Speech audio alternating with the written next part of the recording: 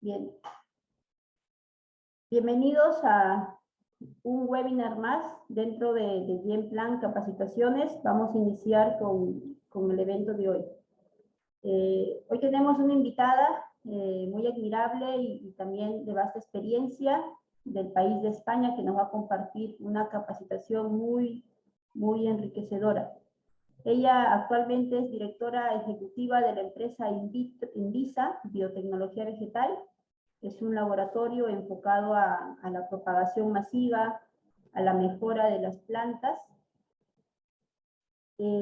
También tiene experiencia siendo ingeniera agrónoma, desarrollándose en diferentes campos, tanto en su empresa de Viveros Musier, como control de producción y gestión de la empresa, dirección de la producción de plantas micropropagadas y en proyectos de investigación, desarrollo e innovación.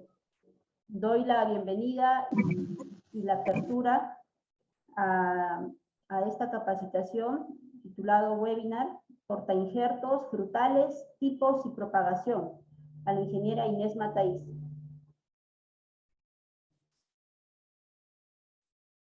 Buenas tardes y muchas gracias, Lirio, por la presentación y gracias también a los asistentes, sobre todo a los que están conectando por la mañana desde Latinoamérica, que aquí es por la tarde, quizá es un poco diferente. Bien, comenzamos. Vamos a conectar.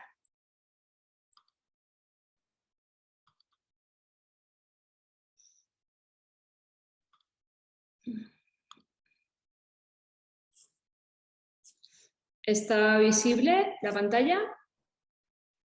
Sí, sí se ve, ingeniera. Puede seguir. Bien, comenzamos entonces. Como ha dicho Lirio, soy Inés Mataix, soy ingeniera agrónoma y estoy invitada a hablar de la propagación vegetal de portainjertos frutales porque es básicamente a lo que me he dedicado desde el año 2004.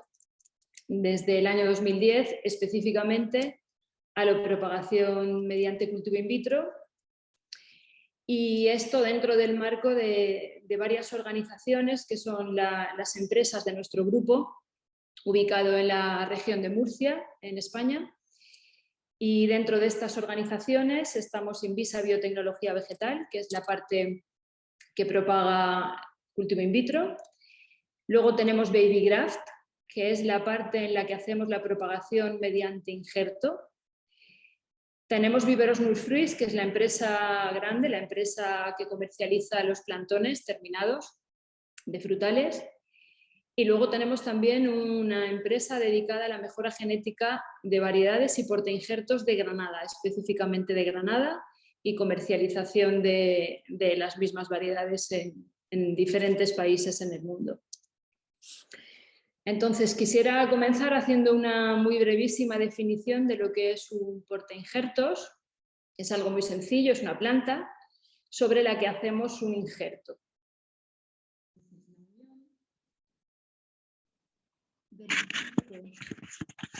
La variedad que injertamos arriba genera un individuo nuevo, que es la planta, es el frutal, y es un individuo que mantiene el sistema radicular del portainjertos y la parte aérea de la variedad.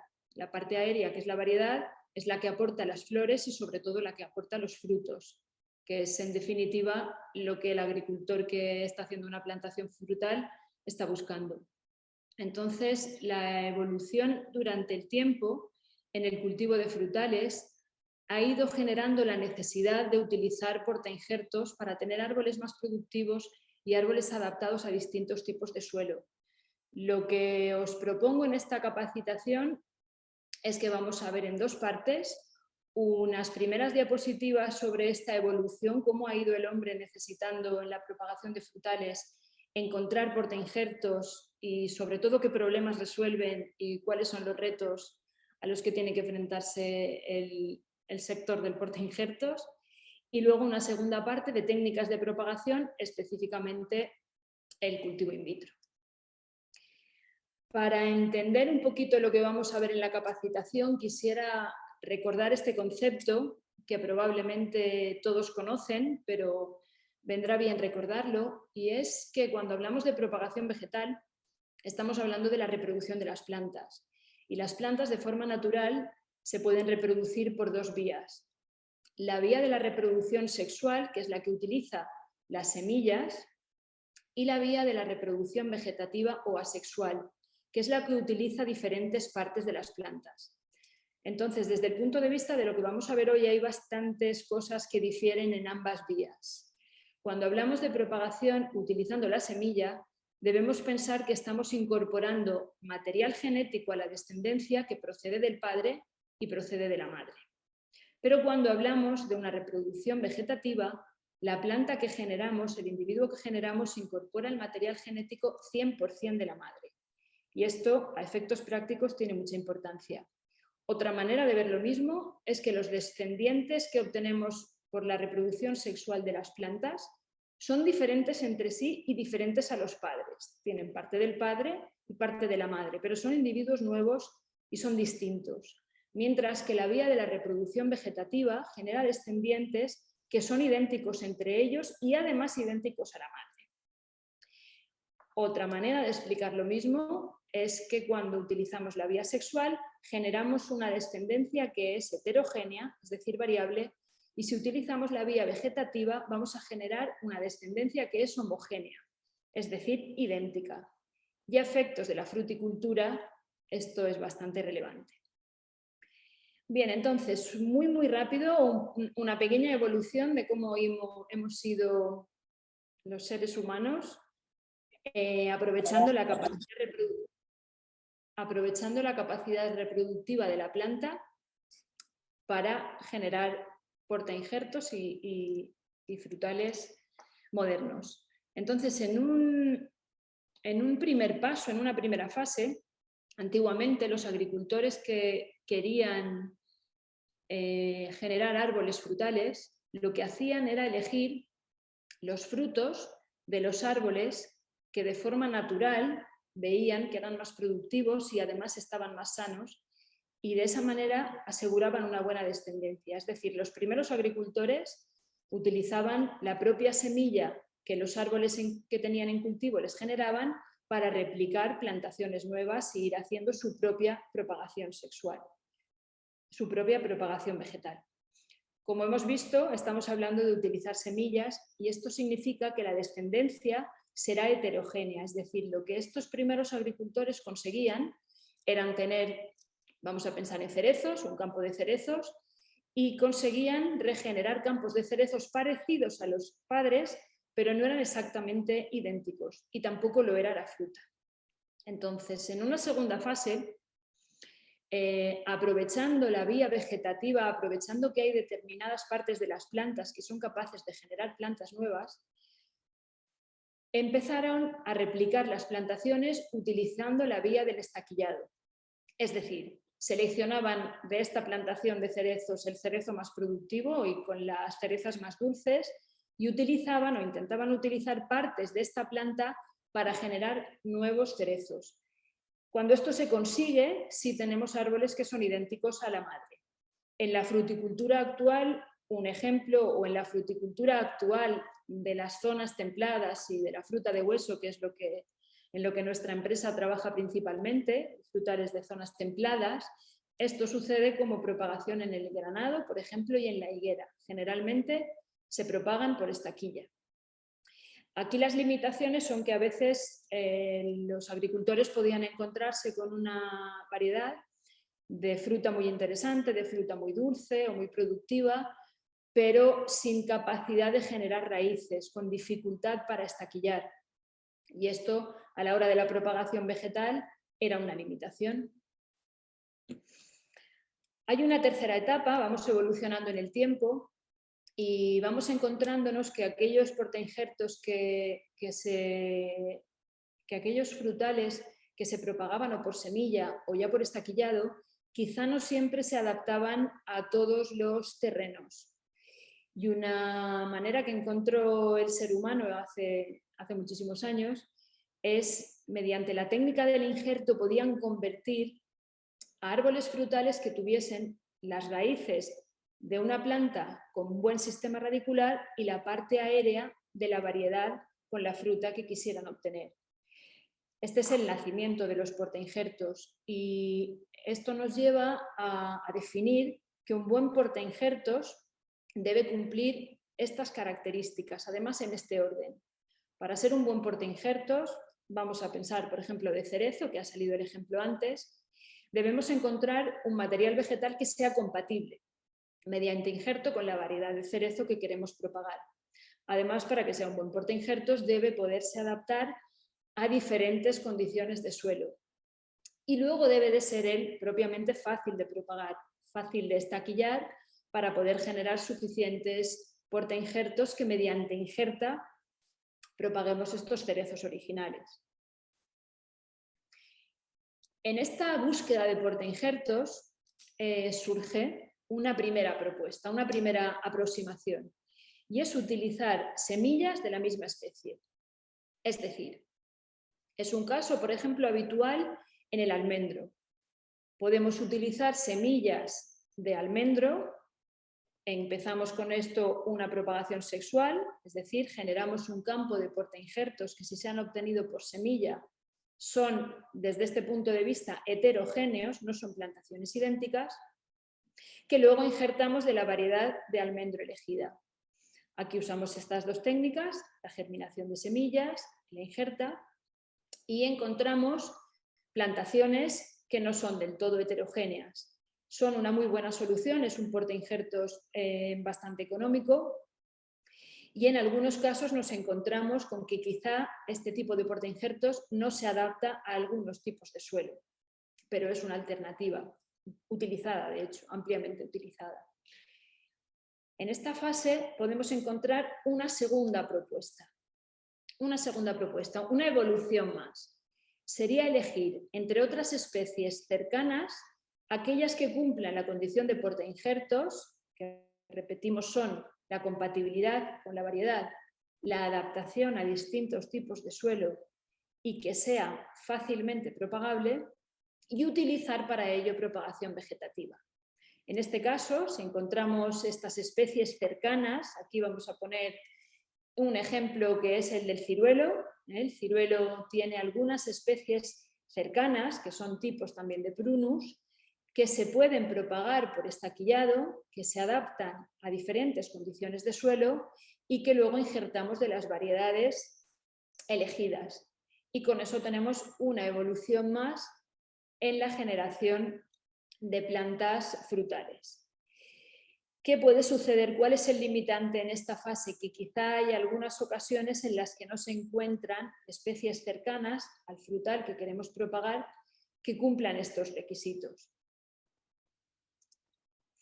Esto nos lleva, vamos avanzando en el tiempo, estamos casi ya en el final del siglo XX, nos lleva a la selección o generación de especies híbridas. Especies híbridas que son especies normalmente cercanas a las especies frutales. En el caso de los prunus, que es nuestra principal especialidad, hay diferentes casos. Y estas especies híbridas, además de cumplir con los requisitos básicos de portainjertos que vimos antes, de compatibilidad, adaptabilidad a suelos y propagabilidad, les podemos exigir un poquito más. Necesitamos encontrar especies híbridas que sean muy buenos portainjertos en el aspecto de ser resistentes a algunas enfermedades o algunas plagas del suelo. Y esto hoy por hoy es uno de los retos más importantes en el mundo de los portainjertos. Nos encontramos con plantaciones, con suelos agrícolas que han estado ampliamente cultivados y en muchas ocasiones existen en el suelo patógenos, especialmente hongos del suelo, que pueden perjudicar las plantaciones frutales si no utilizamos patrones que sean resistentes a los mismos. Aquí tenemos ejemplos en casi todas las especies leñosas de interés, tanto frutal como también forestal. Entonces el mundo del portainjertos debe trabajar bastante en encontrar especies híbridas que sean resistentes a enfermedades de suelo. también es un valor muy importante a la hora de elegir un portainjertos, el conocer el vigor que este portainjertos va a trasladar a la futura planta frutal. Y aquí puede ser el manejo, puede necesitar que encontremos portainjertos vigorosos que hagan árboles productivos, pero también podemos tener manejos en sistemas de producción más intensivos en los que busquemos que este vigor no sea elevado, incluso sea enanizante, y trabajar así con árboles frutales de tamaño un poco más pequeño, con más facilidad para algunas tareas, como por ejemplo puede ser la recolección. Ya que estamos eligiendo portainjertos perfectos, debemos buscar también la influencia que tiene el portainjertos en la capacidad de mejorar o de aportar calidad a la fruta que producimos en la parte aérea. Aquí hay mucha investigación hecha y mucha investigación por hacer, porque en un mundo cada vez más competitivo y en una globalización importante, la calidad de la fruta es una necesidad que viene normalmente en la variedad, a la hora de elegir la variedad, pero que los portainjertos pueden también afectarla. En la actualidad, un ejemplo de este tipo de especies híbridas ampliamente utilizados son los portainjertos híbridos entre almendro y melocotonero.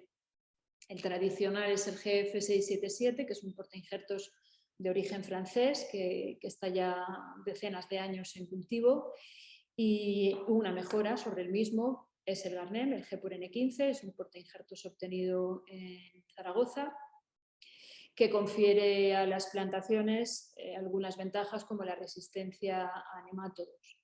Estos son ejemplos, y entiendo que el público de hoy no solamente va a estar interesado en los prunus, pero es nuestra especialidad. Son ejemplos de plantas que son híbridas y que han conseguido ser importantes portainjertos tanto del almendro como del melocotonero. Puede suceder en esta selección o generación, como vamos a ver ahora, de mejores portainjertos, que encontremos materiales vegetales que cumplan todos estos requisitos, pero no sean muy fáciles de propagar, especialmente muy fáciles de enraizar. Y así iremos avanzando hasta la segunda parte de la capacitación. En este sentido, me gustaría hacer un pequeño paréntesis sobre la mejora genética, que en frutales está ampliamente extendida por todo el planeta, y tenemos programas de mejora genética en frutales en todos los países que realmente producen frutales, y es un poco más difícil encontrar programas de mejora genética que produzcan portainjertos. Son procesos mucho más largos en el tiempo que la propia mejora genética de las variedades, pero son hoy por hoy la base de la fruticultura profesional y son también la manera de solucionar algunos de los retos con los que la fruticultura se encuentra, como hablábamos antes, la resistencia a enfermedades o plagas de suelo. Y también, muy importante, necesitamos ir mejorando en el suministro de portainjertos o en la selección o la generación de portainjertos en aspectos tan relevantes hoy en día como la adaptación a la distinta disponibilidad de agua, que en muchas zonas frutales empieza a ser bastante restringida. Es decir, necesitamos encontrar también y tener y poder propagar y poder ofrecer a los agricultores portainjertos que en condiciones de baja disponibilidad de agua, condiciones de sequía, sigan manteniendo una producción frutícola importante y sobre todo no perjudiquen la rentabilidad de la producción e incluso la propia viabilidad de las plantas.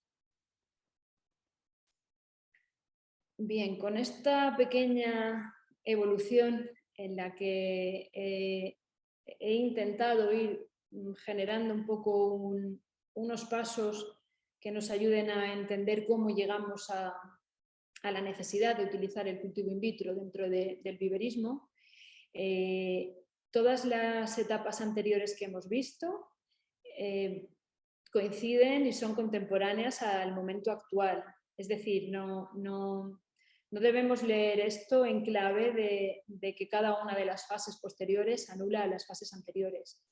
Y sobre todo porque hoy vamos a hablar específicamente de la propagación de portainjertos, pero el discurso sirve para cualquier especie que se esté explotando a nivel frutícola.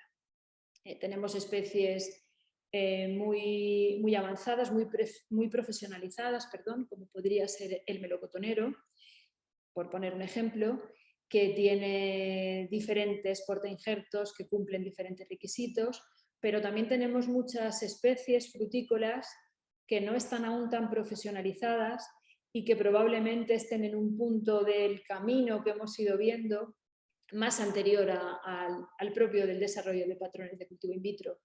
Y es un poco reto de todos los que nos dedicamos a esto, intentar trabajar no solo para los grandes cultivos, los cultivos que ahora están muy bien implantados en el sector, sino trabajar también para las especies que pueden ser prometedores, aunque ahora no estén todavía desarrolladas. Entonces, ¿cómo hacemos para propagar las especies híbridas que hemos ido viendo por el camino? Que lógicamente hemos encontrado materiales vegetales que dan en la diana y que son buenos portainjertos, que van a poderse adaptar a condiciones de suelo con problemas concretos de enfermedades o de plagas, que son compatibles con las especies frutales que queremos injertar, que son de vigor conocido, y nos encontramos con la situación de que quizá no se propagan fácilmente por técnicas tradicionales. Y aquí es cuando surge como muy buena solución el cultivo in vitro. El cultivo in vitro es sinónimo de la micropropagación y los utilizaremos indistintamente. ¿Y cuáles son entonces en este caso las claves? Como queremos propagar este material vegetal y queremos generar descendencia idéntica a la elegida, necesitamos plantaciones homogéneas, es decir, hemos de utilizar la vía vegetativa. Con el cultivo in vitro podemos propagar millones de plantas a partir de una sola madre. Además, lo podemos hacer durante 12 meses al año, porque no es estacional, y en espacios relativamente reducidos. Y otra de las grandes ventajas que veremos durante la charla, en la parte específica de cultivo in vitro, es que es una técnica que permite la propagación de plantas libres de patógenos. Podemos propagar plantas libres de virus y viroides, y de bacterias y fitoplasmas, y también de hongos. Para eso hay que tener en cuenta unos puntos importantes que iremos viendo durante la presentación.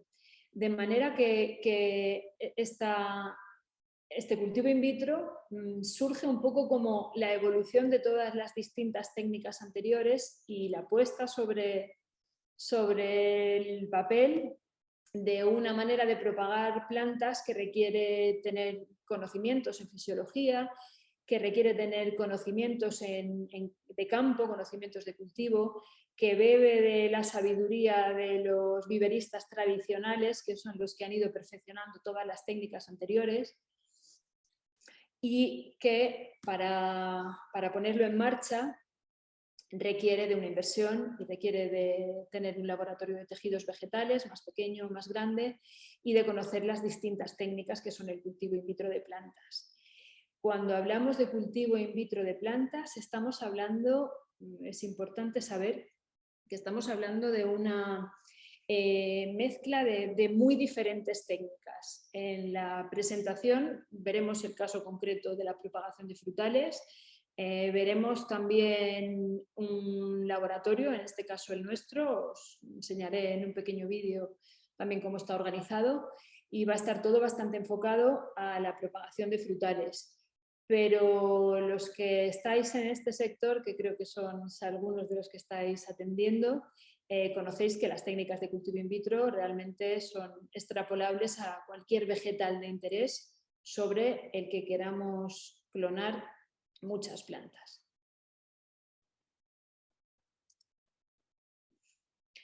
Bien, entonces la micropropagación o cultivo in vitro adaptada a frutales. Bueno, mediante este esquema, que los que estáis estudiando y siguiendo las capacitaciones de Gemplan y los que estáis familiarizados con esto, seguro que lo conocéis, porque son esquemas bastante conocidos y son una primera aproximación a que podamos entender las muy distintas vías que tenemos a la hora de utilizar el cultivo in vitro para propagar plantas. Entonces, por un lado y sobre todo según lo que queramos propagar y según los retos que tengamos, por un lado, por la parte de arriba del esquema, podemos observar que si los explantes que sacamos, que extraemos de las plantas madre, son explantes meristemáticos o ápices caulinares, vamos a tener la vía del cultivo de meristemos, que viene explicada en el esquema, a través de la proliferación de axilares y de sus tallos, y conseguiremos plántulas, lógicamente idénticas a la planta madre, por la vía meristemática. También podemos aprovechar, como vemos en la segunda línea del esquema, y es el principal fuente de explante en el cultivo in vitro de portainjertos frutales a gran escala, que son los segmentos nodales, es decir, aprovechar de la planta un trocito de tallo que tenga ya una yema y hacer in vitro el cultivo de nudos y que esas yemas sean las que generen directamente las nuevas plántulas. Estas dos vías son, podríamos decir, las vías sencillas. Pero el cultivo in vitro, que está basado en la totipotencia que tienen las células vegetales, está basado en la capacidad que una célula vegetal ubicada en cualquier lugar de una planta madre, en teoría, va a poder generar nuevas células vegetales y nuevos tejidos vegetales que finalmente van a dar una nueva planta idéntica a la madre. Bien, es verdad que esto es más fácil hacerlo de un tallo, con una yema o de un meristemo, que no de otros explantes. Pero en esta parte teórica, como vemos en las vías de abajo, podemos utilizar otros tipos de explantes, como partes de hoja, como partes de raíz, y utilizando la vía de la morfogénesis directa, generar a partir de estos explantes la formación de tallos adventicios o de embriones somáticos que también generarían plántulas. Incluso existe la vía que tiene otras aplicaciones diferentes de la producción de portainjertos frutales, de la producción vegetativa, que es la morfogénesis indirecta. Aquí lo que hacemos es extraer explantos de tejido de la planta vegetal e inducir a que generen un callo. Un callo es una acumulación de células indiferenciadas en las que puede haber variación somaclonal, es decir, aquí podría suceder que hubiese variaciones en la genética de estas células y este caso, esta vía, no garantizaría que las plántulas finales que obtenemos son idénticas true to type a la planta madre, pero tiene otras aplicaciones como por ejemplo la mejora genética. A partir de estos callos podemos generar indirectamente plántulas y también podemos utilizar los cultivos en suspensión para generar este tipo de esquema que seguro conoceréis. Se usa como aproximación a toda la amplitud que puede haber en el mundo de la micropropagación o cultivo in vitro de plantas. Bien, ¿cuáles son las ventajas que han salido ya un poquito del cultivo in vitro de plantas en general? Las ventajas nos ayudarán a decidir si lo que necesitamos es cultivo in vitro de plantas o estamos hablando de otro tipo de propagación. Una de las principales ventajas del cultivo in vitro de plantas es que permite la propagación vegetativa, como vimos antes, rápida y a gran escala. Ese rápida deberíamos ponerlo un poco entrecomillado, porque será rápida si existen los protocolos y si tenemos suficiente planta establecida. Pero en línea de tiempo, en general, sí podemos obtener gran cantidad de plantas a gran escala y en poco tiempo, por supuesto en menos tiempo que el tiempo natural, el tiempo estacional del año con sus 4 estaciones, si utilizamos el cultivo in vitro. Otra de las ventajas principales y por lo que se le busca es la uniformidad del material obtenido. Estamos hablando de planta clonada, de clones que son idénticos todos. De manera que cuando lo que buscamos es esa uniformidad, ya vimos en la anterior diapositiva que para ello solamente podemos utilizar la vía vegetativa, cuando buscamos esa uniformidad, el cultivo in vitro de plantas nos va a permitir tener la seguridad que todas las plantas son idénticas. Otra de las ventajas del cultivo in vitro es que existen plantas, como vimos antes, que no enraizan bien o que no propagan bien, que son recalcitrantes en las técnicas convencionales, y probablemente el cultivo in vitro, y a veces no es fácil y se lleva tiempo de obtener estos protocolos, pero pueden ser una alternativa para propagar plantas que de forma tradicional tienen alguna dificultad que no se consigue solventar en campo. Por supuesto, la reducción del tiempo de multiplicación y del espacio requerido. Estamos hablando de que cultivamos en cámaras de cultivo. Cámaras de cultivo son verticales, entonces en muy poco espacio producimos planta durante todo el año. Otra de las ventajas es el control que podemos tener sobre el material, sobre la sanidad del material propagado. Y esta es, yo diría, que la principal ventaja y la principal ventaja a futuro. Aquí hay que tener en cuenta que el cultivo in vitro per se no significa directamente 100% de patógenos libres, 100% libre de patógenos. Lo que significa es que si tenemos los suficientes puntos críticos controlados y sobre todo la planta madre la tenemos completamente sana, tenemos la seguridad que durante el proceso de cultivo no va a haber contaminaciones. De manera que a la hora de terminar la planta y a la hora de entregar la planta, pasada por un proceso de cultivo in vitro, pues asegura la sanidad. Y esto es importante de cara a exportaciones y de cara a propagaciones a gran escala. Y por último, otra de las ventajas es la introducción rápida de nuevas variedades o de nuevos portainjertos o de nuevos materiales. Aquí, de vuelta, que tenía que haber pintado rápida, entre comillas, porque rápida realmente significa, comparado con los tiempos naturales, comparado con la estacionalidad del año, es rápida. Es rápida porque manejamos ciclos muy cortos, pero siempre y cuando tengamos el protocolo sobre la propagación de esa especie conocida. Bien, este esquema simplifica muchísimo el anterior y es un esquema ya hecho a medida de las fases que utilizamos en nuestro laboratorio para la propagación de portainjertos frutales. Es un esquema que está conmigo casi desde el principio, o al menos desde la primera vez que vinieron unos alumnos a vernos, porque cuando se planteó que vinieran unos alumnos a ver el cultivo in vitro y sabiendo que muchas veces no es fácil de entender todas las fases, pues plasmamos este primer documento que nos ha acompañado en todas las visitas de alumnos, y yo creo que puede servir bien para simplificar para visualizar las etapas y también para ver las complicaciones que puede tener el proceso. Entonces, todo comienza, y después veremos una diapositiva para cada una de las fases más explicativa, pero todo comienza con la planta madre. Es decir, hay una fase 0 en la que tenemos la planta madre. Como veis, tenemos la parte izquierda del esquema, son las fases que se desarrollan en un invernadero y separado por una raya vertical, las fases que se desarrollan propiamente en el laboratorio. Entonces, el paso de la fase 0, planta madre, a este fase 1, establecimiento, esta flecha la pinté en rojo, porque es una fase muy delicada. Es una fase más delicada de lo que aparentemente se percibe. Debemos desinfectar el material vegetal sin que pierda su capacidad reproductiva. Y esto no siempre es fácil, y no siempre es fácil cuando se maneja volumen importante de plantas.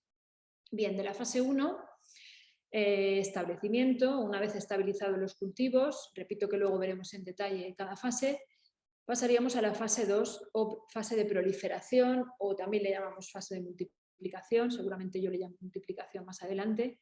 Y esta es una fase cíclica que vamos repitiendo en ciclos de 2 semanas o 3 semanas o 4 semanas, según según el clon, y vamos repitiendo sobre sí mismo para ir consiguiendo tener más cantidad de planta en proliferación, es decir, en multiplicación, y así tener suficiente cantidad para pasar a la fase tercera A o fase de elongación. La fase de elongación la veremos más adelante, también se realiza en el laboratorio, ya aquí estamos intentando que la planta coja altura. Y de la fase de elongación pasamos a la fase de enraizamiento. Como os he dicho que el esquema es antiguo mío, de siempre, hay cosas que no son siempre así, y el enraizamiento, lo veremos más adelante, no tiene por qué ser siempre un enraizamiento in vitro en el laboratorio, sino que podemos hacer también un enraizamiento ex vitro. Pero hagámoslo in vitro o hagámoslo ex vitro, la siguiente fase vuelve a tener flecha roja porque vuelve a ser una fase muy delicada, y aquí sí que diría que la más delicada. Es la parte importante, sobre todo cuando se empieza al cultivo in vitro o se empieza a trabajar en una especie, es conseguir que la mayor parte de la planta que hemos enraizado o que hemos preparado para enraizar aclimate.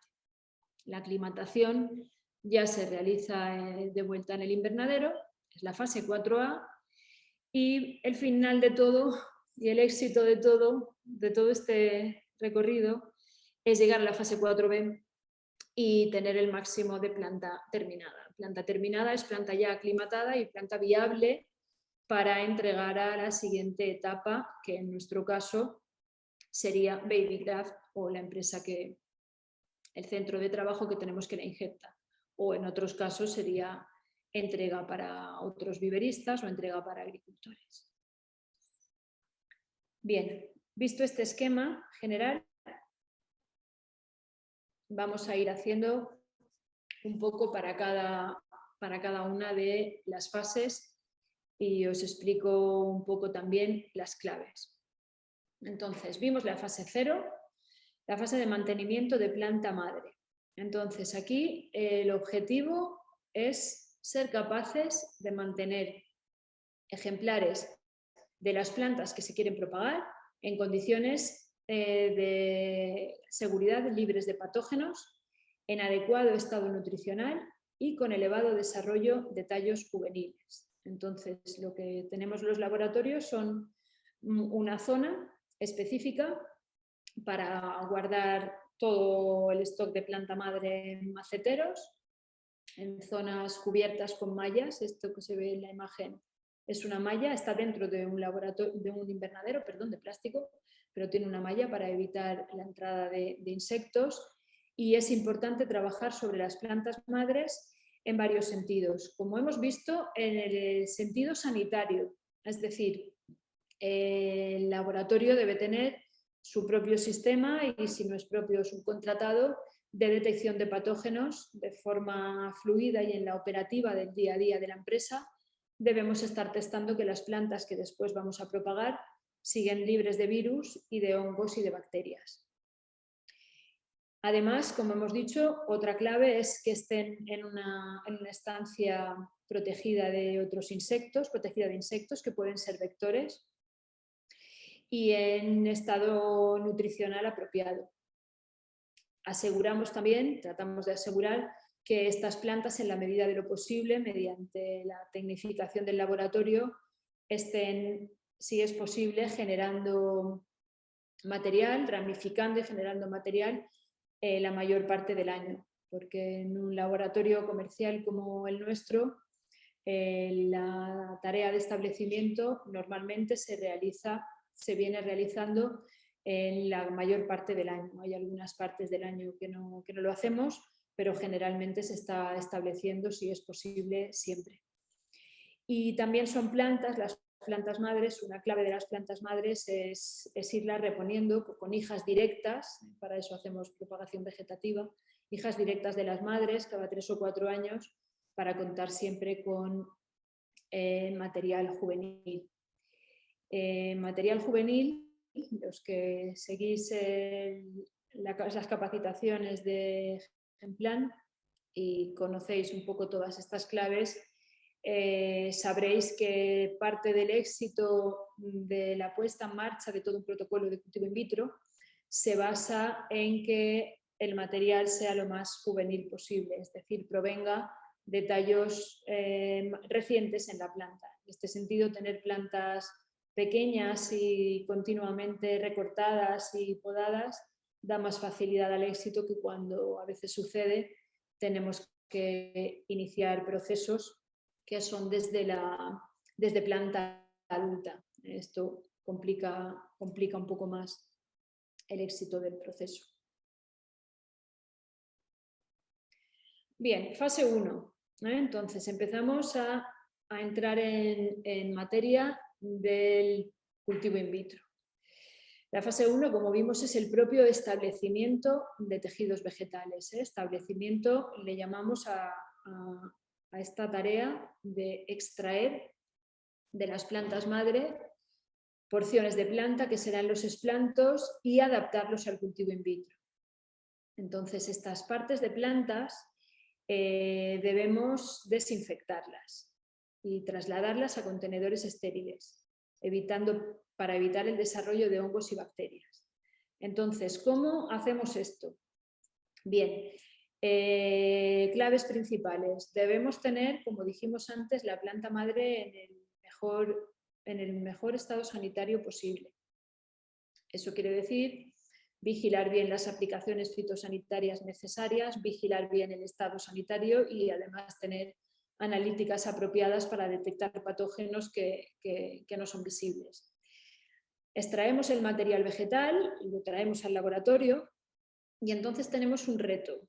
El primer reto es la desinfección superficial, es decir, utilizando los típicos desinfectantes a base de hipoclorito sódico, hipoclorito de calcio, distintas combinaciones.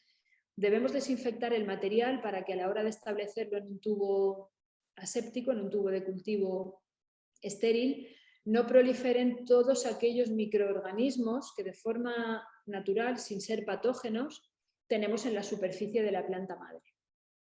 Y eso se consigue mediante una adecuada desinfección superficial. Aquí hay distintos protocolos y normalmente depende del estado sanitario de la planta madre. Si utilizamos asepsias o protocolos de asepsia muy fuertes, corremos el riesgo de que los tejidos vegetales, según el estado de lignificación en el que estén, se estropeen y no tengan después esa capacidad regenerativa. Entonces, aquí los laboratorios pues trabajan adaptando protocolos a distintos niveles. Protocolos de asepsia un poco más conservadora, protocolos de asepsia un poco más agresiva. El objetivo es obtener el máximo número de explantes, como se ven en la fotografía de abajo, que estando limpios tengan capacidad regenerativa y den esa brotación. Entonces, ¿cuáles son las claves para las personas que trabajan en un laboratorio en fases de establecimiento? En primer lugar, entender y adaptar el momento vegetativo de la planta madre. Como hemos dicho antes, lo ideal sería que los establecimientos se realicen en la propia primavera, pero a veces la primavera solo no es suficiente y establecemos en otros momentos del año. Entonces debemos tener en cuenta si de forma natural la planta está en un crecimiento vegetativo elevado o activo, está en un reposo o está en un crecimiento vegetativo ya parada. Eso nos obliga a ajustar un poco algunos aspectos de los medios. Como dijimos, asegurar la adecuada desinfección superficial de los tejidos para que no se desarrollen hongos y bacterias en el medio de cultivo. Entonces, cuando hablamos de hongos y bacterias, y los que tenéis experiencia en cultivo in vitro, pues sabréis que no todos tienen la misma velocidad. Entonces, cuando no hemos hecho bien una desinfección de material vegetal y aparecen hongos, aparecen muy pronto y son muy visibles, muy fácilmente visibles. Entonces, lógicamente, el descarte es al 100%. Cualquier tejido en el que aparezca un hongo es una asepsia mal hecha y lo desechamos. Pero después tenemos las bacterias. Las bacterias no siempre salen tan rápido. Entonces, para eso en los laboratorios tenemos varias estrategias. La estrategia habitual es que en estos primeros medios de cultivo que diseñamos para el establecimiento, utilicemos trampas, utilicemos productos tipo levadura que faciliten que las bacterias que existan en el tejido vegetal que estamos intentando establecer proliferen y las podamos evaluar, las podamos ver y desechar así el material. Cuando hablamos de bacterias, debemos tener en cuenta que no solamente estamos hablando de bacterias fitopatógenas, es decir, nuestra planta madre debería de estar completamente limpia de bacterias fitopatógenas, pero de forma natural tiene bacterias en su sistema vascular, incluso bacterias que son beneficiosas. El problema es que el desarrollo de estas bacterias en el propio cultivo in vitro generará competencia y será dificultoso para el tejido vegetal. También debemos controlar las exudaciones fenólicas que algunas especies, por el hecho de cortarlas, de hacerle cortes, exudan fenoles y pardean mucho la zona de inserción y pueden provocar la muerte del tejido.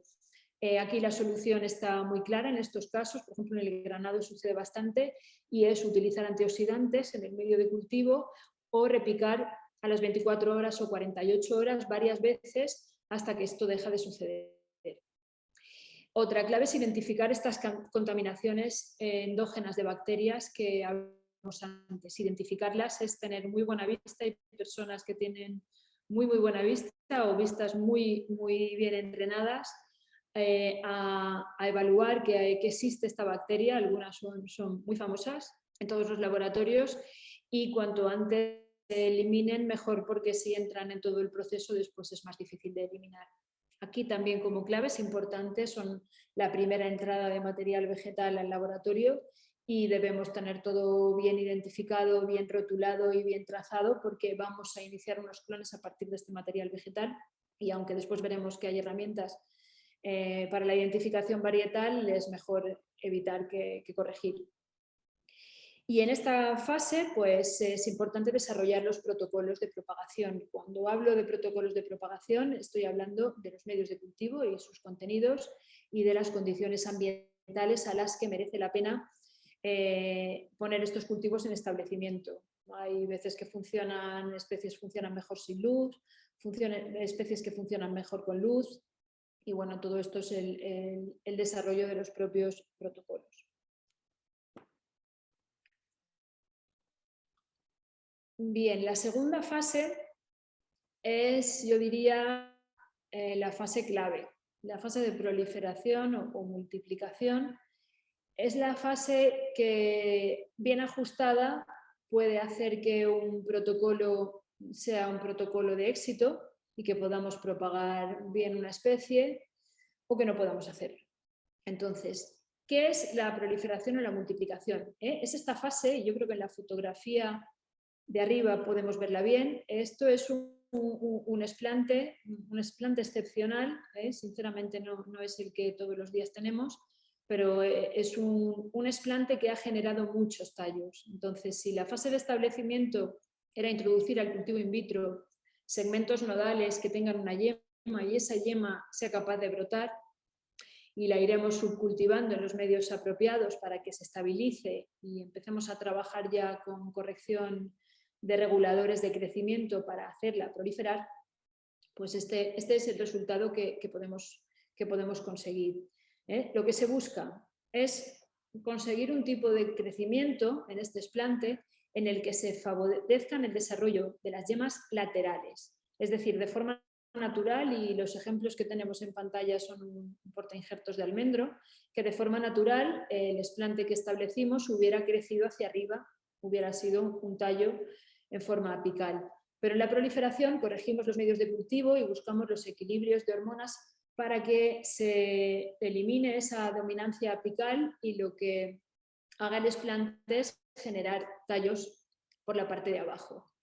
Esta fase se evalúa mediante el famoso ratio de proliferación o tasa de proliferación o tasa de multiplicación, que repito que a la hora de dar éxito a un protocolo es un número importante, porque es la capacidad que vamos a tener en el tiempo de, a partir de un vaso de cultivo lleno de esplantes, la capacidad regenerativa que van a tener en 2 semanas o en 3 semanas, y esto va a dar en vista del éxito.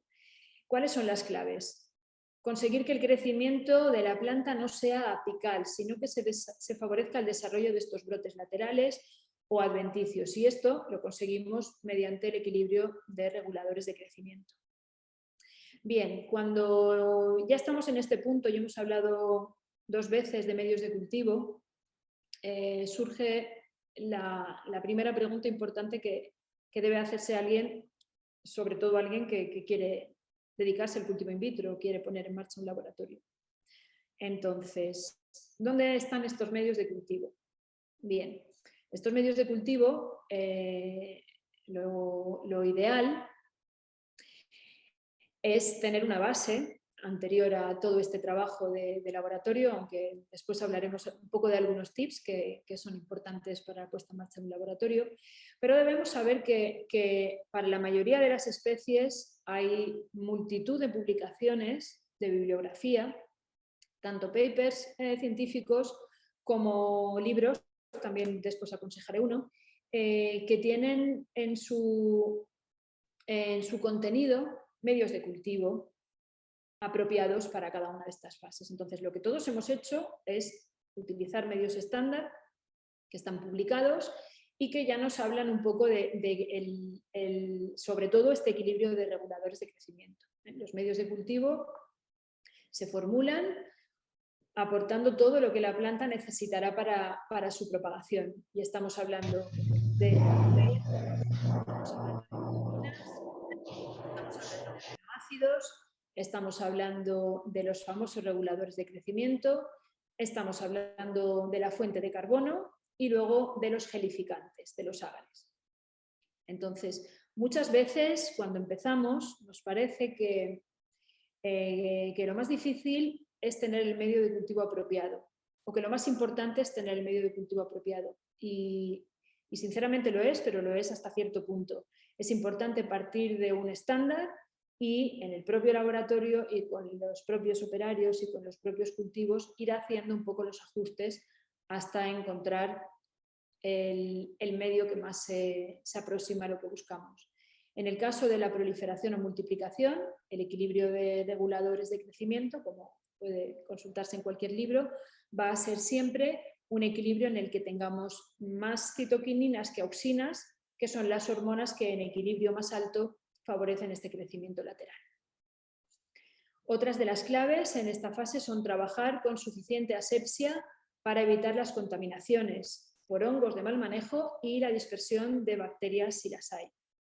Entonces, seguro que algunos de los que atendéis a la presentación trabajáis o habéis trabajado en una cabina de flujo laminar y sabéis que es un lugar muy estricto con muchas normas que hay que cumplir sobre lo que podemos hacer y no podemos hacer, sobre la desinfección del instrumental y sobre el trabajo en condiciones de asepsia. Esta es una de las claves para empezar a hacer cultivo in vitro y también es una de las claves para generar una empresa grande que haga cultivo in vitro, porque son muchas personas las que hay que enseñar y las que hay que formar, y este manejo de hacer bien el trabajo en cabinas pues es muy importante para que el éxito de todo el proceso se pueda garantizar.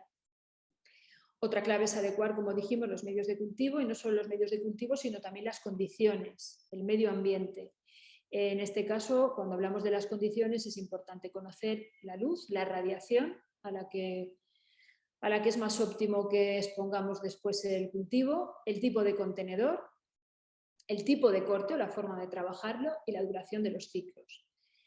Aquí también como tip, el tipo de contenedor es, desde mi punto de vista, algo bastante importante, más importante de lo que aparentemente parece. Nosotros utilizamos, y se verán también en más diapositivas, vasos de vidrio, vasos de plástico, contenedores más pequeños, tubos, distintos contenedores y por mi experiencia conviene probar varios a la hora de ajustar una fase y una especie, porque aunque estamos hablando de mismo nivel de transparencia y también mismo volumen de aire, hay aspectos un poco difíciles de medir, como la transpiración y el intercambio gaseoso, que muchas veces en un contenedor están mejor resueltos que en otro. Entonces, adecuar estas condiciones y estos medios para que no se den problemas de crecimiento. Entonces, dos cosas importantes. El medio de cultivo apropiado para poder hacer un buen equilibrio y poder proliferar la planta, pero sucede que podríamos tener una consecuencia, especialmente cuando tenemos uso muy, muy alto de citoquininas, que es la hiperhidricidad, o más conocido como la vitrificación, y es un defecto muy, muy propio del cultivo in vitro y que todos los que trabajéis en cultivo in vitro conoceréis de sobra. Y es importante encontrar un equilibrio entre las condiciones para forzar esta manera de proliferar a la planta, pero sin que las plantas se deterioren. La vitrificación es una pérdida directa y además es una pérdida directa de esplantos y una pérdida de capacidad regenerativa con el tiempo.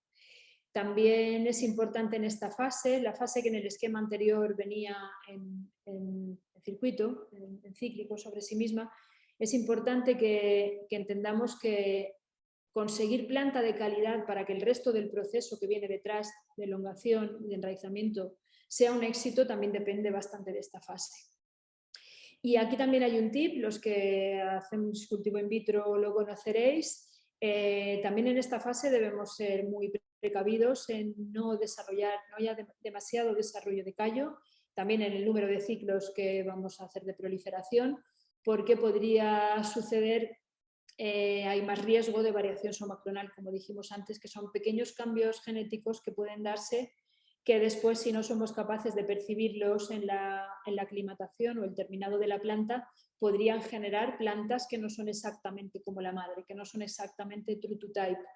Y estamos basando todo en que el cultivo in vitro de portainjertos frutales, no de todo, lo utilizamos para clonar plantas y para que estas plantas sean idénticas.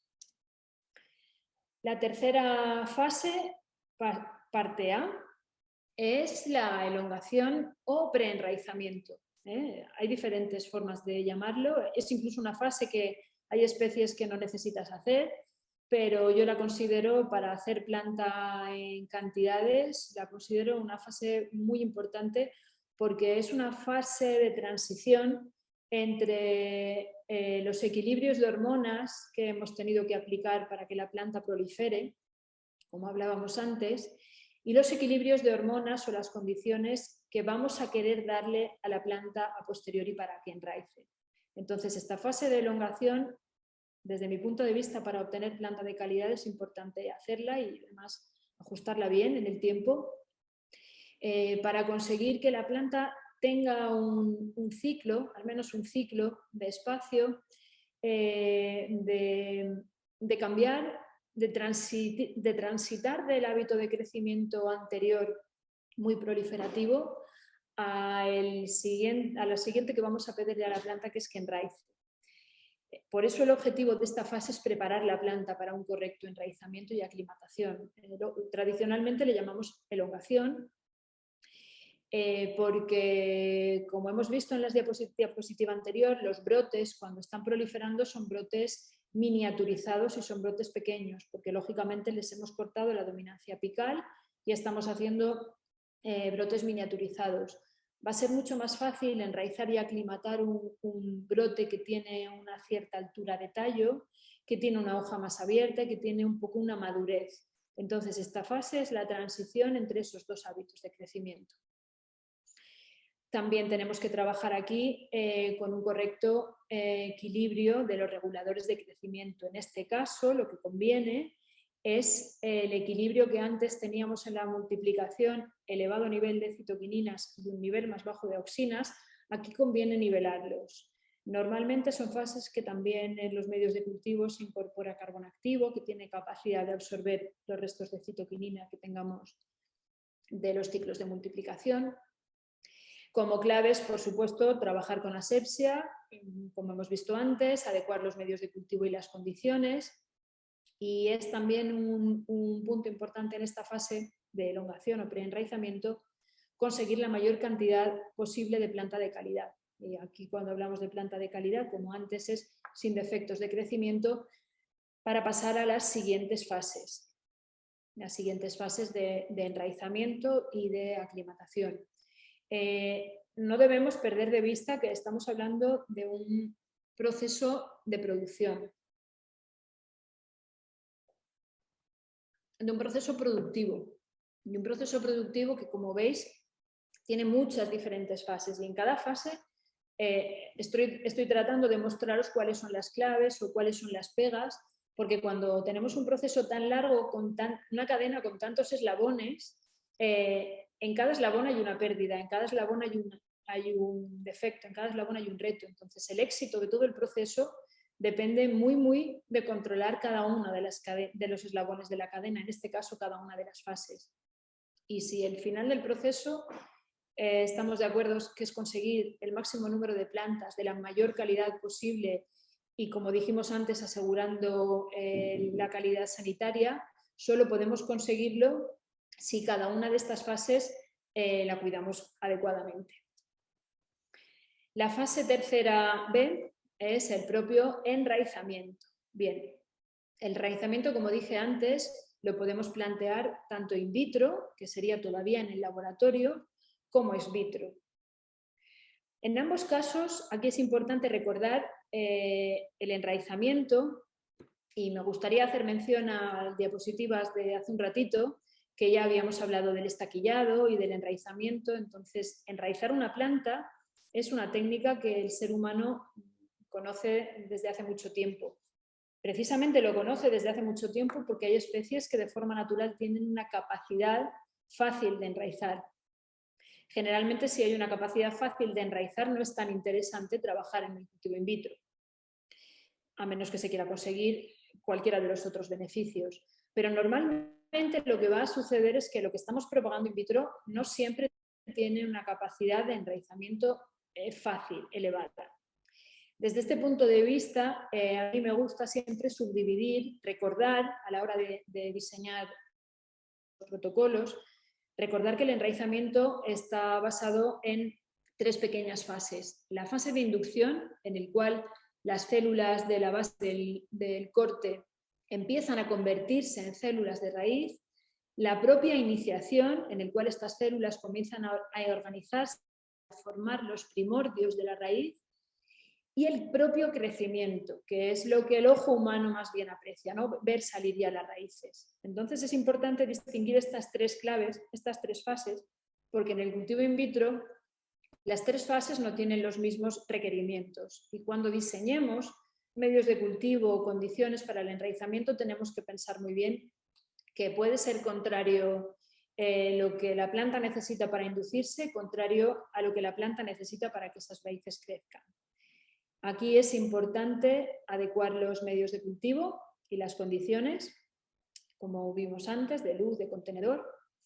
También es importante en esta fase, hay un punto de pérdidas que es la necrosis apical. Hay a veces especies difíciles de enraizar que, sobre todo al principio, cuando estamos probando muchas cosas y combinaciones de medio, o oscurecer y luego, es decir, poner en oscuridad y luego volver a poner en luz, aquí puede haber un poco de pérdida de plantas por necrosis en el ápice. Y en algunos casos esta necrosis en el ápice es irreversible siempre, pero hay plantas que podrían brotar de los lados, pero hay otras que no y directamente la vamos a perder. Y aquí también hay un inciso, que lo veremos ahora en la parte de la aclimatación. Sería importante en esta fase de enraizamiento favorecer, en la medida de lo posible, que la planta se vaya preparando para una alimentación autótrofa. Entonces, pequeño inciso, en el cultivo in vitro, todas las fases anteriores hasta aquí, estamos hablando de plantas que están en un vaso con un medio de cultivo que tiene una fuente de carbono, normalmente azúcar, sacarosa, y que no está realizando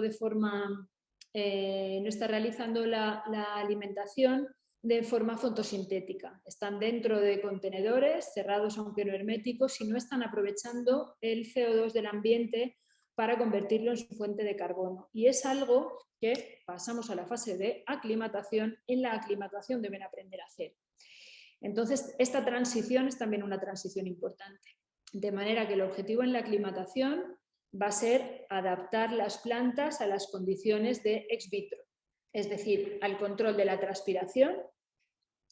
Las plantas dentro del contenedor de cultivo in vitro tienen una humedad relativa muy alta y no tienen la capacidad de que el sistema de estomas se abra y se cierra para adaptarse a las humedades, y cuando sacamos la planta en un invernadero debemos progresivamente de irles bajando el nivel para que ellas vayan adaptándose a estar al inicio en una humedad muy alta y ir poco a poco bajándola.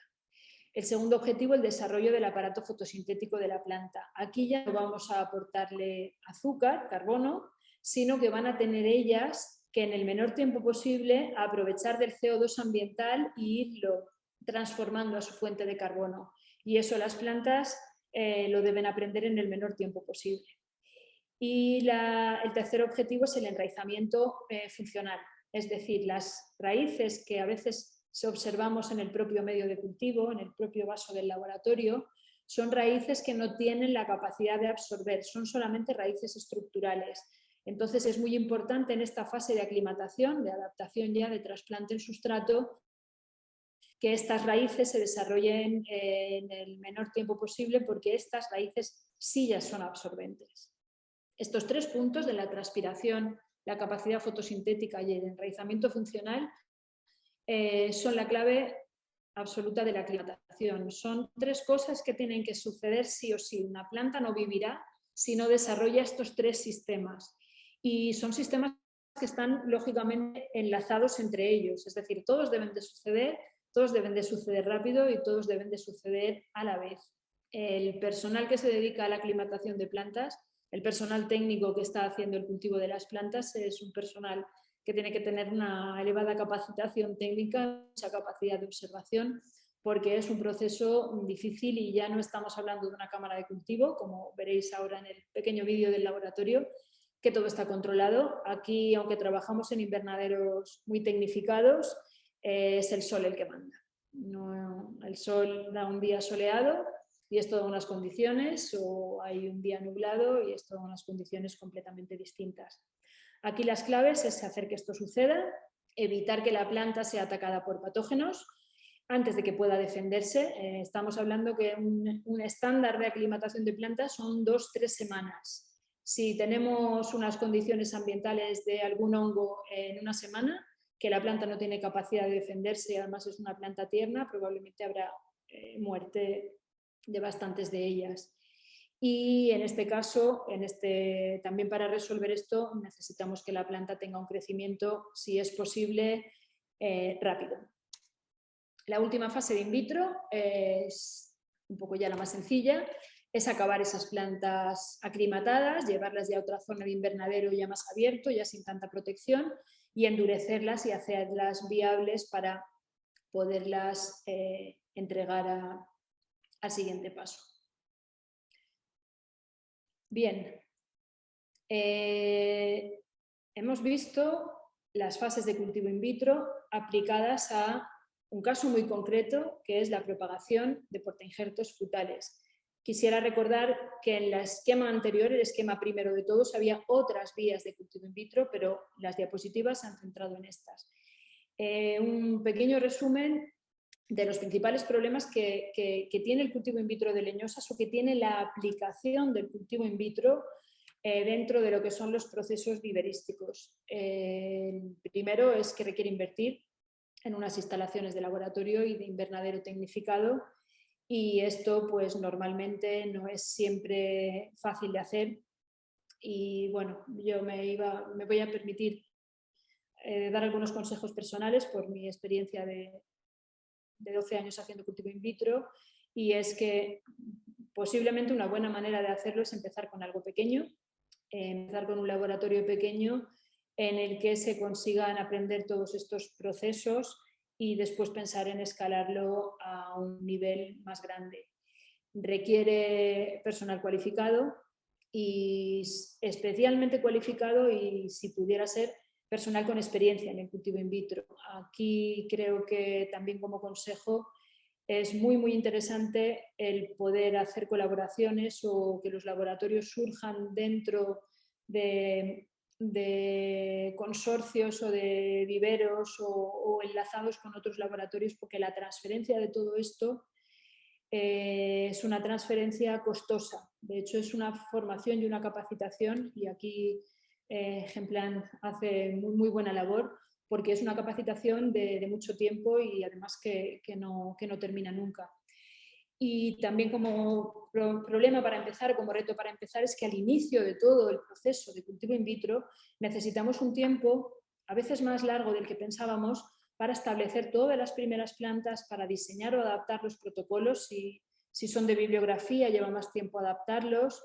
Si podemos trabajar con alguien que ya está haciendo cultivo in vitro, es más fácil adaptar protocolos, digamos, reales, hasta que llegan los primeros ingresos. Entonces es una transición complicada desde el inicio hasta que hay plantas y plantas suficientes como para que generen ingresos.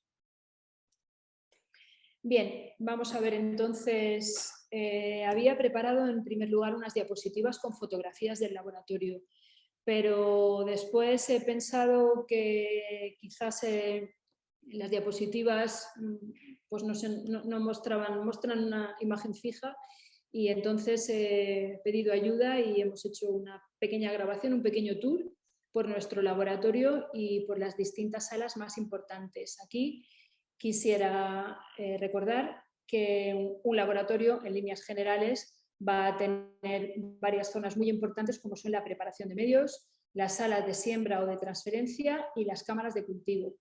El dimensionado de todo esto es en sí un trabajo también propio, el diseño y dimensionado. Aquí pues veréis un laboratorio como consejo personal. Si alguien está pensando en hacer un laboratorio, mi consejo y lo que yo intenté hacer y sigo haciendo es visitar laboratorios y ver cada laboratorio, tanto grande como pequeño, pues cómo va estando organizado. Bien, os dejo con este pequeño tour. Adelante, bienvenidos al laboratorio. Bueno, voy a ir enseñándoos un poquito cómo tenemos organizado el laboratorio. Este lado de aquí son salas de trabajo y este lado de aquí son todo cámaras y almacenes. Tenemos una cámara de frío y el resto son cámaras de cultivo y zonas donde guardamos los medios de cultivo esterilizados. La primera zona importante que hay que revisar en un laboratorio es la zona donde se preparan los medios de cultivo. En esta zona tenemos la preparación de medios y también la esterilización de los mismos. Como veis, interesan zonas que sean amplias, porque hay que montar en un laboratorio grande, hay que montar muchos litros de medio, necesitamos espacio, necesitamos almacenaje. Y en esta instalación en concreto tenemos allí a la izquierda el acceso a la zona de la fregaza, donde tenemos lavavajillas industriales para fregar el vidrio y el plástico que se reutiliza. Esta zona central donde preparan los medios de cultivo, con todo lo necesario para hacer las pesadas y las mediciones volumétricas. También en esta sala, allí en la esquina, tenemos un preparador de medios de 80 litros que prepara medios y también esteriliza. Y por aquella puerta de la derecha pasamos a la zona de autoclaves. Ahí tenemos varios autoclaves donde se esteriliza el contenido de los medios en vasos y esterilizamos también el papel, esterilizamos el instrumental. Esta es la primera zona importante.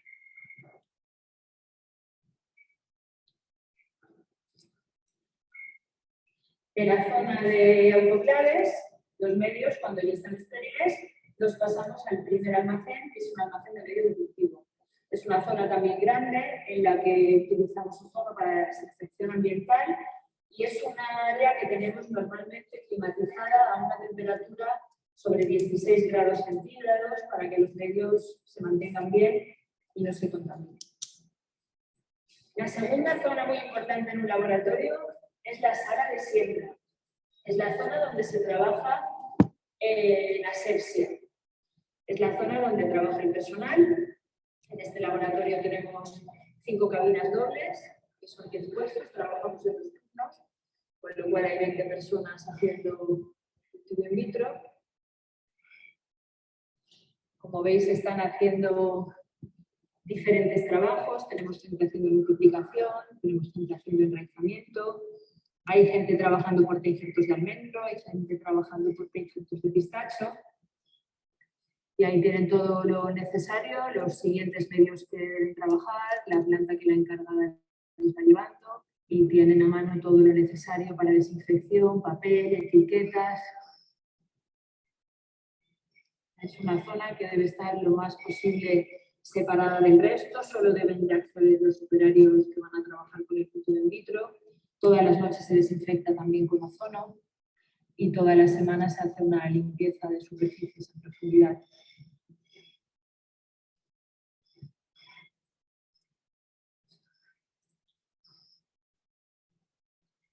La siguiente zona importante son las cámaras de crecimiento o las cámaras de cultivo. En este laboratorio tenemos 2 cámaras de crecimiento de 76 metros cuadrados. Esta está completamente en uso. Aquí lo que tenemos es un sistema de climatización que mantiene la temperatura a la consigna que nosotros decidamos. Está sobre 26, 27 grados centígrados. La tenemos organizada en 10 filas de estanterías con 3 tubos LED de luz blanca. Tenemos una zona un poco más retirada en la que podemos bajar la radiación, apagando el tubo central para las especies que necesiten menos radiación. Y también en aquella zona más retirada tenemos algunos ensayos, es también donde hacemos los establecimientos y donde comenzamos con las especies nuevas. La sala de crecimiento tiene que ser también un área limpia, también se desinfecta con ozono. Y aquí pues se cultiva la planta, pasa sus ciclos, desde que se trabajó en cabina de flujo laminar hasta que toca volver a trabajarla.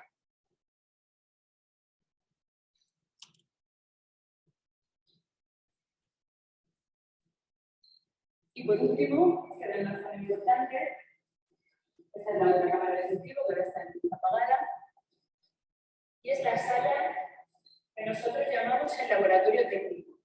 Es la zona del laboratorio donde se realiza la parte de investigación y donde se realizan también las analíticas y todos los temas de citopatología que se realizan en el laboratorio. Es una pequeña zona de trabajo separada del otro laboratorio de preparación de medios. Sirve también de acceso a la sala de siembra para hacer todo el lavado antes de la entrada, también el lavado instrumental. Aquí realizamos también las asepsias del material vegetal. Tenemos el bloque de trabajo de las etilaciones moleculares. Tenemos ahí en el fondo también la PCR para la detección de bacterias y de hongos. Y bueno, es una pequeña área que utilizamos también pues, para las reuniones de los técnicos y para organizar un poco los trabajos.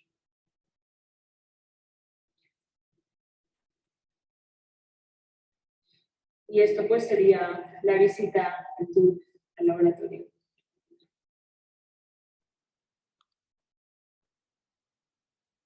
Bien, como estamos terminando y tendremos un poquito de tiempo para preguntas, si surge alguna pregunta sobre lo que hemos visto en el laboratorio, pues estaré encantada de responderla.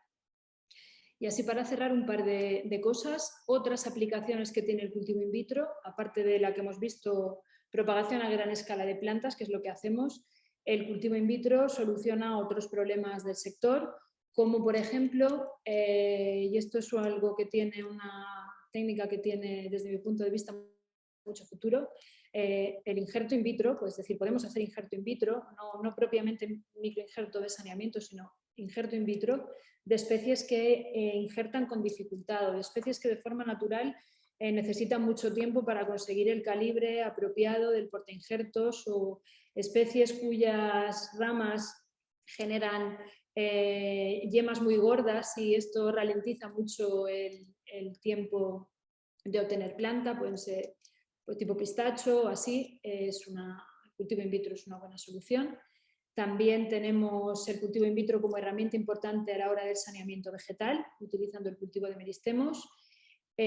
También es muy importante el cultivo in vitro como estrategia de mantenimiento de banco de germoplasma, de mantener plantas que tengan interés o interés en el futuro mediante cultivo in vitro en habitaciones sin estar ocupando campos.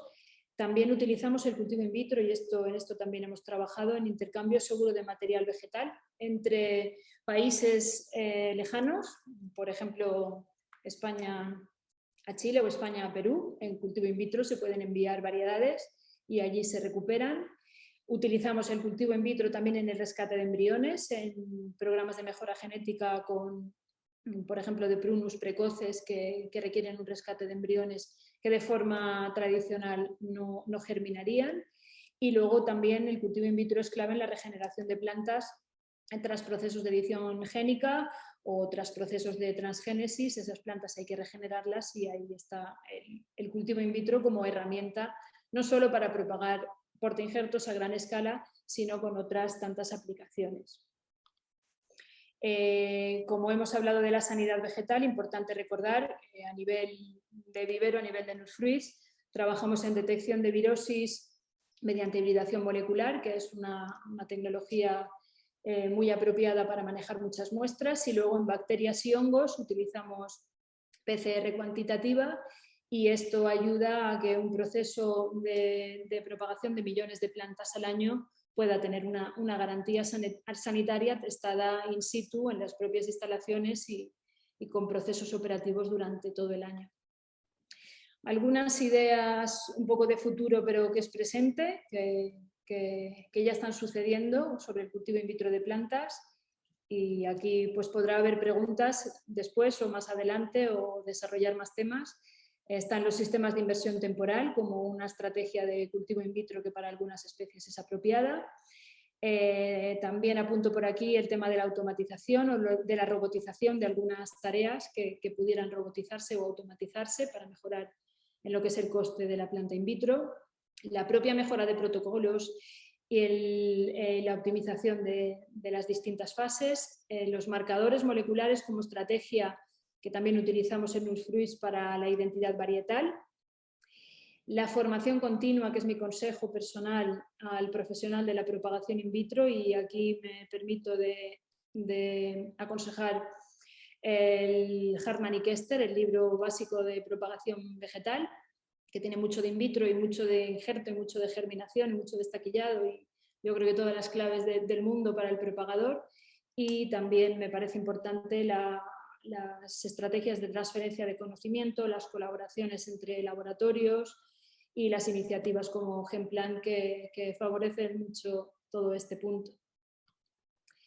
Y bueno, por último, me gustaría recordar a nuestro maestro viverista, que es mi suegro y que es la persona que nos enseñó y nos impulsó a hacer todo lo que hacemos, y que me parece importante que tengamos en cuenta que toda la biotecnología actual que podemos desarrollar, los que hemos tenido la suerte de poder estudiar y la oportunidad de estudiar, sobre todo todos los jóvenes que estéis viendo toda esta tecnología y toda la que veréis, creo que todo esto bebe realmente del origen que es la capacidad que los agricultores siempre tuvieron para observar y para optimizar y para hacer procesos con los medios que tenían. Nosotros tenemos otros medios y los hemos de aprovechar, pero si lo estamos haciendo, pienso que es sobre todo gracias a ellos y gracias a la ciencia también, pero gracias a los primeros impulsadores.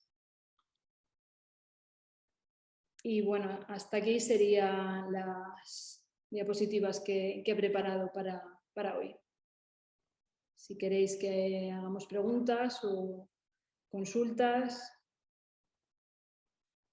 Muchas gracias, ingeniera Inés Mataís. La verdad es una excelente exposición y más que nada todo lo que ha mostrado respecto a la empresa Envisa Biotecnología Vegetal, que si no me equivoco tiene 12 años desde su fundación, corríjame si no.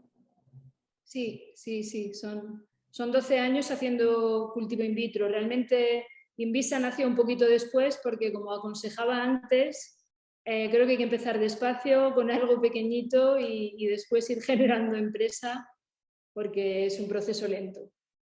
Bien, vamos a pasar a la ronda de preguntas. A ver, la temática es la siguiente. Pueden escribir al chat quienes no desean activar su audio. Yo voy a estar leyendo. O si no, pueden activar su audio también en orden para poder para que la ingeniera responda a sus consultas.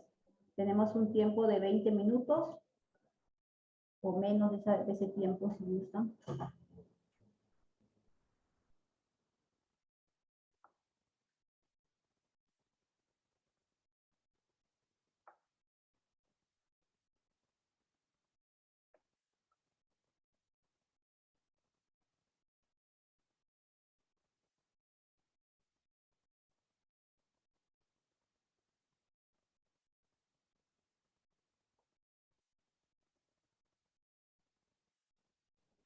Mientras vayan escribiendo. Ingeniera, disculpe, ¿puede decirnos de los 3 logos que tiene arriba, de 3 empresas, un poquito de cada una de ellas, su tiempo y dónde se ubican? Sí, claro, por supuesto. Invisa Biotecnología Vegetal es la empresa que desarrolla el cultivo in vitro. Babygraph, que es nuestra empresa que desarrolla el microinjerto, es un producto específico para viveristas. Hay muchos viveristas que compran la planta producida el portainjertos en Invisa, injertada en Babygraph. Y Nurfruits, que es nuestra empresa madre y la empresa nodriza de todas, el vivero. Las 3 están ubicadas en la región de Murcia, en Caravaca de la Cruz, una población de la región de Murcia. Y Bigful es nuestra marca de granadas y nuestro programa de mejora genética, y está ubicado en una zona de granadas de España, y la propagación in vitro y el marketing y todo el trabajo se desarrolla también desde aquí, desde nuestra ubicación en Murcia, en España. Muchas gracias. Bien, vamos a pasar a la ronda de preguntas. A ver, en el chat primero. Dice, buenas tardes, de Ingrid. ¿Qué recibiendo, a ver, no veo bien. ¿Qué recibiendo para desinfección de especies forestales? Hemos tenido mucha contaminación en almendras. ¿Qué recomendación? Muy bien, pues sí, tener muchas contaminaciones es algo con lo que hay que convivir, porque realmente es un proceso delicado. Recomendaciones concretas que nosotros, o que yo diría como punto de partida, son las básicas y es lo que podemos encontrar en cualquier manual. Recomendaciones es que, si es posible, si son plantas madre que podemos tener cerca, que no son plantas que están en un campo, siempre va a ser mejor tener ejemplares en maceta en un sitio a cubierto y utilizar fungicidas los días previos a cuando vamos a hacer la extracción. Por ejemplo, son indicaciones interesantes. Lavar muy bien el material al agua corriente, utilizar también inversiones en fungicida en el propio proceso de asepsia, y luego tener un poco un juego de, si la base va a ser hipoclorito sódico, utilizar la dosis y el tiempo, ensayar un poquito la dosis y el tiempo hasta conseguir algo que nos genere un porcentaje de hongos o una salida de hongos lo menor posible, sin perjudicar la propia brotación. Cuando dice almendras, no sé si serían semillas o si eran esplantos también de almendro, pero en ambos casos yo siempre aconsejaría no hacer todo de una vez y probar una dosis y un tiempo, y según nos vaya bien, si tenemos hongos, vamos a darle o más dosis o más tiempo y volvemos a repetir. Y si ha salido todo limpio, no hay hongos, pero los tejidos están necrosados, entonces hemos sido muy brutos con el desinfectante. Esas serían las recomendaciones básicas para hacerlo para cualquiera. Bien, Otra pregunta, Olegario, de Perú, si no me equivoco, a muchos los conozco de la comunidad. Dice, buenas tardes, el libro que mencionó, ¿dónde o cómo lo puedo obtener? Gracias. De la imagen, la foto del libro. Sí, el libro, y de alguna manera, si queréis, luego busco algún enlace y lo paso a Lirio por si lo quiere compartir. El libro es una edición actualizada de este principio de propagación vegetal de autores Hartman y Kester, que eran dos estadounidenses. Es un libro que cuando yo empecé a estudiar no pude comprar porque estaba descatalogado en todas partes y todas las referencias me venían a él, y estuve como mucho tiempo persiguiéndolo. Y hace unos años se ha vuelto a editar. Creo que hay un aspecto legal sobre si lo compras en Estados Unidos o Canadá es una versión, y yo he comprado lógicamente la versión de fuera de Estados Unidos o Canadá, y lo he comprado en papel y lo he comprado también para Kindle. Lo aconsejo muchísimo, y si queréis luego paso a Lirio el enlace y lo comparta, y ahí se puede comprar. Es un gran libro, es un gran manual, no recuerdo, me costaría a lo mejor 80 euros o no sé, no es una pequeña inversión, pero creo que merece la pena. Que es un poco la Biblia, que me perdonen los creyentes, pero un poco la Biblia de la propagación vegetal. Bien, muchas gracias. Rubén menciona, para la fase de establecimiento y prevenir los fenoles, ¿qué es más aconsejable? ¿Explantes con alto contenido de clorofila o explantes con bajo contenido de clorofila? Bueno, nosotros normalmente no podemos, al menos hasta mi experiencia, elegir bastante cómo son los explantes que vendrán cuando tenemos este tipo de problemas. Entonces, aquí lo que hacemos es primero averiguar si son especies que tienen este problema, como podíamos estar hablando, por ejemplo, de los granados, y si vamos a tener problemas de sudaciones, es un problema muy llamativo, pero es de los pocos problemas que tiene una solución muy clara.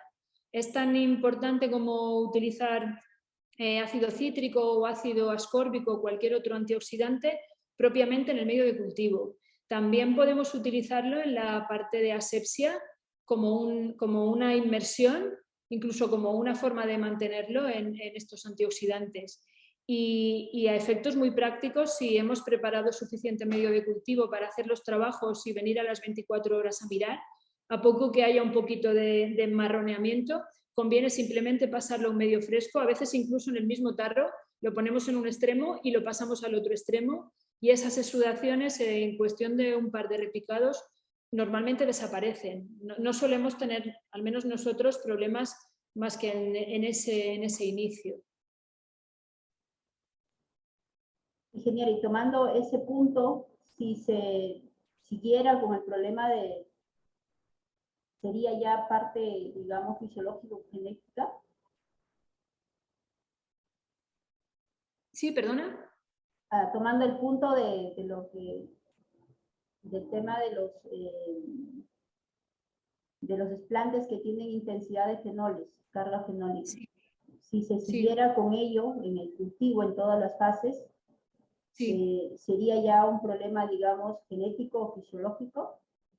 Sí, sí. Lo que entiendo que es un problema que realmente deberíamos de corregir simplemente utilizando unos pocos niveles de antioxidantes en el medio, porque es un problema derivado y lo vemos y lo solemos ver después de los propios cortes. Entonces, cuando estamos trabajando en cabina de flujo laminar, a la planta estamos haciéndole cortes. Normalmente con un poco de antioxidantes en los medios de cultivo se debería de corregir, porque en sí no es un gran problema del cultivo in vitro, en sí no lo es. Incluso no pasa nada que hayan esas exudaciones fenólicas, el problema es cuando eso genera un pardeamiento demasiado grande que inhibe el crecimiento, porque además hace un desequilibrio en el medio. Pero desde mi punto de vista y con todas las especies que hemos trabajado, nunca ha sido un grave problema como sí lo son las contaminaciones o la vitrificación o la necrosis apical. Bien. A ver, otra pregunta dice, buenas tardes, enhorabuena por su presentación, por su excelente trabajo, Inés. ¿Qué diferencias más significativas hay entre el patrón GF677 y el GFCL en campo? ¿Es más difícil propagar uno u otro? Muchas gracias. Sí, las diferencias en campo no son muy grandes, es decir, ambos son unos patrones híbridos de melocotonero por almendro que resuelven, tanto para el cultivo del almendro como del melocotonero, resuelven los problemas de adaptación a suelos con elevado nivel de caliza, que es un problema muy habitual en el sureste de España, en mucha parte de la zona frutícola, y ambos lo resuelven bien, ambos son de vigor parecido. La principal diferencia o la diferencia más significativa es que el G por N15 o Garnem es un portainjertos que tiene resistencia a nemátodos agalladores en el suelo. Entonces, si estamos hablando de una plantación que hay presencia de nemátodos, interesa más cultivar el futuro frutal en G por N15. También lo aconsejamos cuando estamos haciendo replantaciones, es decir, primera vez que plantamos frutales en una finca, si no hay nemátodos agalladores, podemos funcionar con GF677. Pero si ya estamos levantando una plantación y vamos a poner en la misma parcela otra, tiene mejor respuesta si utilizamos un portainjertos G por N15. Es más difícil de propagar el GF677. El G por N15 es un portainjertos más moderno y, como decía antes, a la hora de elegir un portainjertos se debe estudiar su propagabilidad y el G por N15 incluso es posible estaquillarlo. El GF677 no merece la pena intentarlo. Bien. Bien, otra pregunta de Marco Echenique. Buenas tardes. Para evitar el ataque de los hongos y bacterias, ¿qué productos recomendaría para su utilización en el caso de aguacate y banano? Bien, entiendo que estamos hablando en la parte de propagación, o quizá después podría o no ser extrapolable. Lo que hacemos en propagación, en esta fase de 4A de aclimatación, es que nuestras plantas siempre van a estar muy expuestas al ataque de hongos y bacterias, porque vamos a aclimatarlas en un área de elevada humedad, de temperatura también elevada, porque estamos hablando bajo plástico, y son unas condiciones en las que hay muchos hongos que pueden atacar a la planta. Entonces, lo que utilizamos y lo que yo recomendaría es fortalecer estas plantas mediante el uso de cepas de tricodermas, que probablemente hay que ir viendo para cada tipo de suelo o para cada tipo de cultivo. Nosotros usamos cepas estándar que, aplicadas desde el inicio en el propio sustrato donde vamos a plantar, ayudan a desarrollar una resistencia a que estas plantas no sean tan fácilmente atacables por estos hongos, si los hay, porque probablemente estamos en las condiciones que los haya. Lógicamente también tenemos los fungicidas, pero es una manera de hacer una planta un poco más resistente, más protegida. Bien, aquí se refería a la fase de introducción al establecimiento. Vale, muy bien. En la fase de introducción, establecimiento, nosotros utilizamos sobre las plantas madres fungicidas sistémicos. No sé si las materias activas tenemos las mismas, pero normalmente aquí hay dos productos que además van combinados, que son el fossetil de aluminio y el propamocar, que lo compramos en un combinado que se llama Previcur, prevenir y curar, es que lo dice ya todo el nombre. Este tipo de productos son apropiados para mantener las plantas sin patógenos a la hora de establecerlo. Pero bueno, cualquier forma sanitaria de tener unas plantas sin patógenos, cualquier producto realmente debe ser aplicado además. Es un paso que no podemos saltarnos. Bien, a ver si pueden activar su audio. ¿Quién quiere hacer consultas por audio o pueden escribir al chat? Ya vamos a cerrar también esta capacitación. Ingeniera, me preguntan en cuanto a las empresas que usted tiene, pudiera describir un poco qué cultivos Sí. maneja y cuánto es el tiempo que tiene Nurfruit, la empresa, desde su inicio. Sí, los cultivos principales que manejamos son almendros y frutales de hueso, especialmente melocotón y nectarina, cerezo, albaricoque, ciruelo. También tenemos propagación de pistachos, tenemos propagación de granadas y tenemos propagación de higueras, y cualquiera de estas especies son las que generalmente hacemos. Lógicamente también afrontamos otro tipo de especies cuando nos surgen. En el caso de Nutsfruits, como nombre comercial, tiene la misma edad que Invisa. Es decir, este lanzamiento de empresas lo hicimos todo contemporáneo con el lanzamiento del cultivo in vitro. Pero la tradición nuestra, como antes puse en la fotografía, es de mi suegro, que empezó el negocio, y luego lo siguió mi marido, que es también el viverista y principal director de Nutsfruits, y las empresas, incluso Babygraph y Big Food, son incluso más actuales. Bien, acá dice Rubén, en cuanto a condición de iluminación de las fases, ¿varía o se utiliza estándar la misma intensidad de iluminación? Sí, a ver, nosotros tratamos, como es un laboratorio comercial, de tener un estándar, pero en un solo estándar es difícil trabajar. Nosotros estamos trabajando, y la medida más apropiada para comparar bombillas diferentes, más que luxes, nosotros lo medimos en par, en micromoles por metro y segundo. Entonces, estas cámaras están diseñadas para que las estanterías tengan entre 80 y 100 micromoles. Pero en algunos casos esto es demasiado, y ahí trabajamos, tenemos un sistema, el autómata permite apagar tubos para que las baldas, en vez de tener 3, tengan 2. También tengo especies que requieren menos radiación, y lo que hacemos es poner filtros, también se puede poner filtros.